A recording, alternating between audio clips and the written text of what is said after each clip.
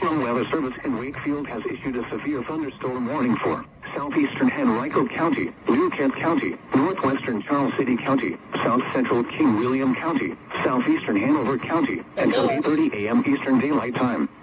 At 8:03 a.m., severe thunderstorm was located over Highland Springs, moving east at 50 miles per hour. Hazard, 60 miles per hour wind gusts and quarter-size hail. Source, radar indicated. Impact, hail damage to vehicles is expected. Expect wind damage to roofs, siding, and trees. This severe thunderstorm will be near Bottoms Bridge around 8:10 a.m. Roxbury and Tunstall around 8:15 a.m.